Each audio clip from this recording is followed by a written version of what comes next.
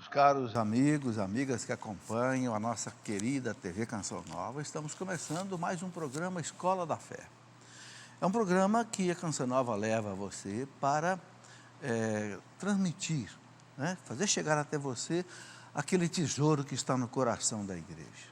Um tesouro de 2000 anos, acumulado pelo Espírito Santo, através do magistério da igreja, através da tradição sagrada da igreja e através da Sagrada Escritura. Então, para que a gente possa viver a nossa fé de maneira bastante convicta, é que nós fazemos todos esses programas. Mas vamos pedir ao Senhor, da igreja, que nos ajude a fazer esse programa hoje conforme a sua santa vontade. Em nome do Pai, do Filho e do Espírito Santo. Amém. Vinde, Espírito Santo, enchei os corações dos vossos fiéis, acendei neles o fogo do vosso amor. Enviai o vosso Espírito, e tudo será criado, renovareis a face da terra. Oremos. Ó Deus, que instruíste os corações dos vossos fiéis com a luz do Espírito Santo, fazei que apreciemos retamente todas as coisas, segundo o mesmo Espírito, e gozemos sempre da sua consolação, por Cristo nosso Senhor. Amém. Pedimos, Senhor, nesta noite, a vossa graça, a vossa bênção, e que a vossa face, Senhor, resplandeça sobre nós todos. Que o teu Santo Espírito nos guie, Senhor, nesta noite. Ave Maria, cheia de graça, o Senhor é convosco. Bendita sois vós entre as mulheres, bendito é o fruto do vosso ventre, Jesus. Santa Maria, Mãe de Deus, rogai por nós, pecadores, agora e na hora de nossa morte. Amém. Glória ao Pai, ao Filho e ao Espírito Santo, como era no princípio, agora e sempre. Amém. São José, rogai por nós. Em nome do Pai, do Filho e do Espírito Santo. Amém. Quero cumprimentar de maneira especial os nossos queridos amigos que estão presentes aqui no auditório e que certamente já estão aqui na Canção Nova para participarem da Festa da Misericórdia, no domingo. Então temos aqui amigos de Santo Antônio do Monte, Minas Gerais. Levante a mão que o câmera vai focalizá-los. Recife, Pernambuco. Vitória do Espírito Santo. Nosso amigo ali, Marco Antônio. Depois o Marco está lá de camisa amarela. O Marco me trouxe aqui com a sua família um presente maravilhoso. Olha aqui, cada um dos câmeras focalizar aqui essa imagem maravilhosa aqui do Espírito Santo, que o Marco, você acertou, porque hoje nós vamos continuar falando do Espírito Santo. Nós estamos falando do sacramento da Crisma, do Crisma. Então, olha que beleza, eu agradeço. Vai lá para a minha casa, lá no meu escritório. Muito obrigado. Amigos de Natal, Rio Grande do Norte, também Seropédica, Rio de Janeiro, São José do Rio Preto, São Paulo, Rio de Janeiro, capital, Vila Velha, Espírito Santo, Belo Horizonte, Minas Gerais, Souto Soares, Bahia, Iraquara, Bahia, João Pessoa,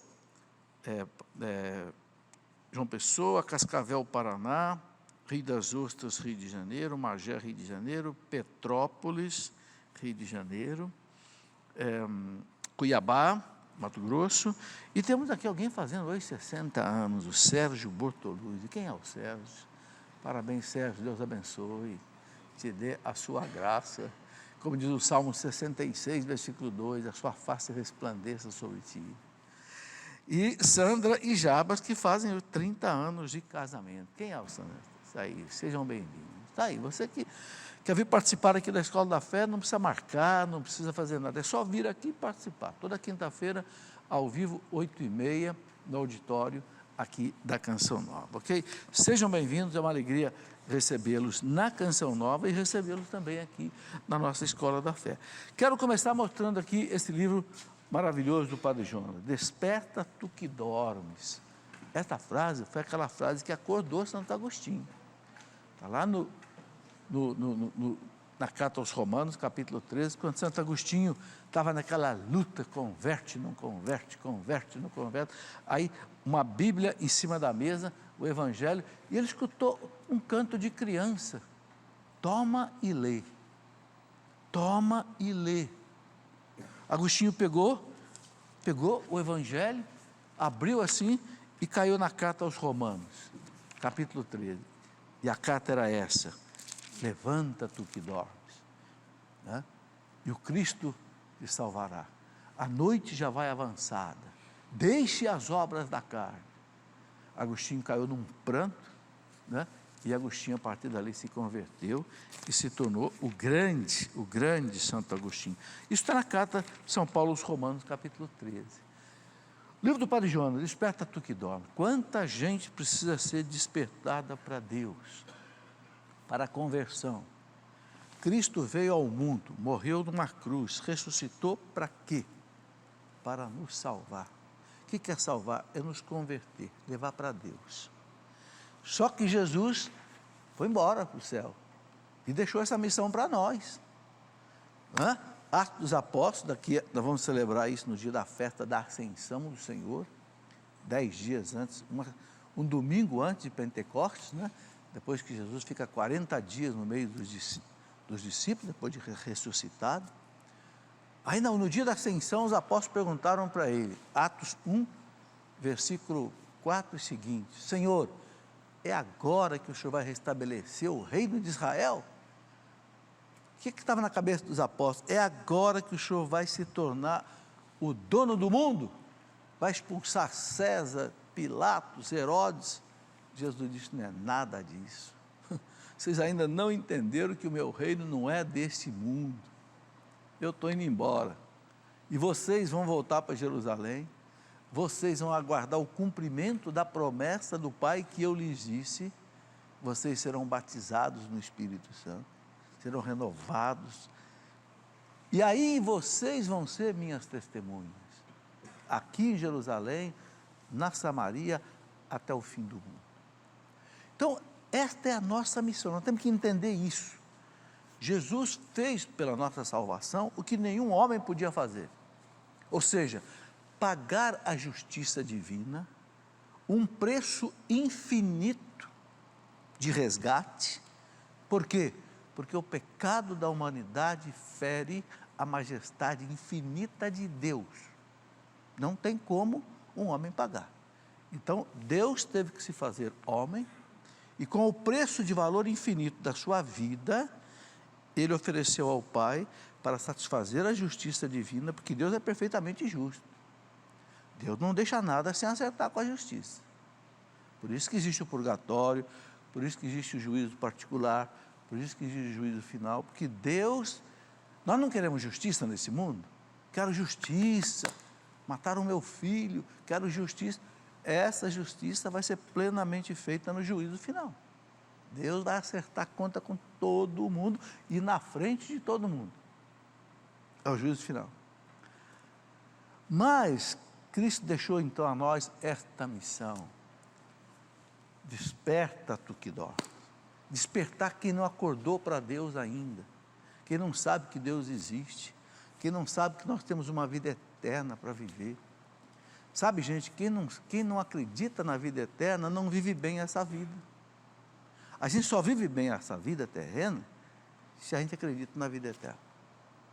Bom, hoje nós vamos conversar, vou completar hoje o estudo que nós estamos fazendo do sacramento da Crisma. Nós estamos, nesse primeiro semestre, estudando os sacramentos. Depois, segundo semestre, se Deus quiser, vamos estudar a moral católica, que é muito baseada nos 10 mandamentos. Bom, já cobrimos o batismo, vamos terminar hoje sobre a Crisma.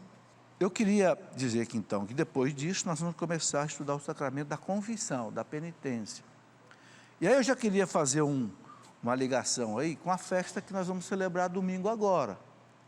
É muito importante a festa da Divina Misericórdia que nós vamos celebrar domingo. É uma festa litúrgica oficial da Igreja que o Papa João Paulo II instituiu. Nós sabemos que o Papa João Paulo II, ele foi o postulador da canonização de Santa Faustina. E ele teve a graça de, como Papa, canonizá-la. E escreveu a encíclica sobre a misericórdia, e instituiu então esta festa. Porque a festa da Divina Misericórdia, no primeiro domingo depois da Páscoa? Pelo seguinte: É importante entender isso, porque no domingo da ressurreição, ou seja, no domingo da Páscoa, Jesus instituiu o sacramento da confissão. Ele entrou no cenáculo na tarde do domingo da ressurreição, sem abrir as portas e sem rasgar as paredes, porque agora o seu corpo já estava transfigurado, o corpo divinizado, ressuscitado, não ocupa mais espaço, embora seja um corpo real. E Cristo entra no meio dos apóstolos, e eles com medo, achando que eles iam morrer todos perseguidos pelos judeus, Jesus entra e diz: a paz esteja convosco, 3 vezes.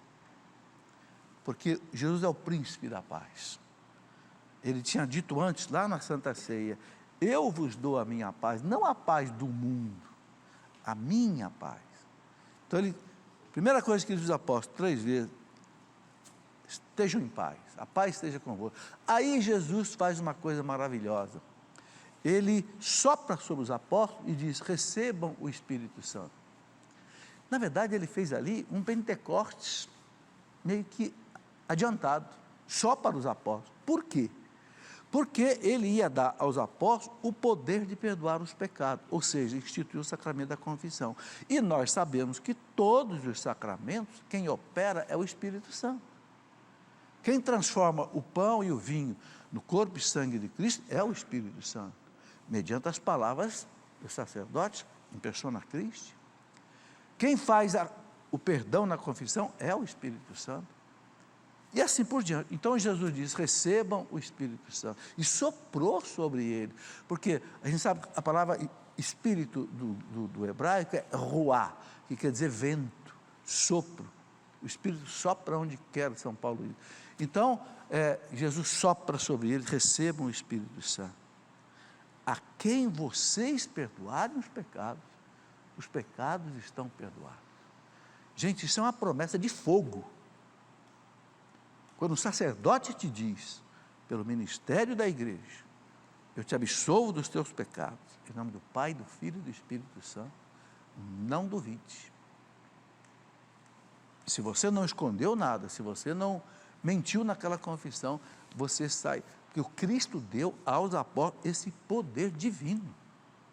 E aí eu gostaria que entendesse uma coisa muito importante, que é o seguinte: a lógica do Pai para salvar o mundo. O Pai envia o Filho envia a igreja, nós somos hoje os braços com que Cristo salva, né? Claro que começa lá com o Papa, com os bispos, mas nós, leigos, principalmente numa terra como o Brasil, que tem poucos padres. Vocês terem ideia, no Brasil tem um padre para cada 10.000 pessoas. Na Polônia tem um padre para cada 1.000 pessoas. Porque a Polônia tem 40 milhões de habitantes, tem 40 mil padres. O Brasil tem 200 milhões de habitantes, não chega a 20 mil padres. Então, o padre aqui é uma carência. Então, o leigo, graças a Deus, hoje temos muitos diáconos, né, que fazem esse trabalho de evangelização. Então, entender isso: o Pai manda o Filho, mas o Filho, ele não vai salvar o mundo sozinho, ele envia a igreja. Quer ver onde é que está isso? Tem várias passagens na Bíblia que mostram isso. É muito importante entender isso. Por exemplo, Lucas 10,16, Jesus diz assim, né? Quem vos ouve, a mim ouve. Quem vos rejeita, a mim rejeita. E quem me rejeita, rejeita aquele que me enviou. Olha aí. Ele me enviou, eu envio vocês. Quem ouve vocês, ouve a mim. Quem ouve a mim, ouve o Pai. Quando ele vai instituir o sacramento da confissão, o que ele fala? Assim como o Pai me enviou, eu vos envio a vós. A quem vocês perdoarem os pecados estarão perdoados. Entenderam? O Cristo não quis ele sozinho salvar o mundo. Ele nos deu a honra, ele nos deu a graça de nós termos participantes nessa obra de salvação. Cada batizado, cada crismado tem que entender isso. No seu pedacinho, no seu círculo de influência, né? Eu convidei esse meu amigo que está aqui, o Marco Antônio, que é promotor lá em Vitória, que faz um trabalho, trabalha com um grupo há 14 anos, fazendo evangelização de quê? fazendo evangelização de magistrados, juízes, advogados, que coisa maravilhosa. Quando o Marcos, junto com essa equipe toda lá em Vitória, fez o primeiro encontro, eu acho que há quantos anos atrás, Marcos? Uns 10 anos? Eu tive a alegria de estar lá, 15 anos. Então vejam, é isso. Um advogado, ele é promotor público, que lidera junto com um grupo, né? Ele participa de um grupo, que trabalha com, inclusive, todo ano aqui na Canção Nova, no mês de novembro, tem um encontro aqui, que eu participo, inclusive, faço até uma pregação, e esse ano vai ter de novo, não vai? Em novembro, com juristas, magistrados, advogados, que é coisa mais importante. Então, é isso a missão daquele que é batizado, daquele que é crismado, no poder do Espírito Santo. E eu sei que o Marcos e essa equipe fazem isso porque eles participaram muito da renovação carismática e desse ser renovado no Espírito Santo. Que eu quero hoje comentar um pouco para a gente encerrar sobre o sacramento da crisma. Vamos colocar aí, Fernanda, para a gente, então? Vai dar um intervalo agora? Tá, então vamos fazer um intervalo e depois do intervalo a gente vai comentar um pouco sobre isso. Aguarda aí que é bem rápido.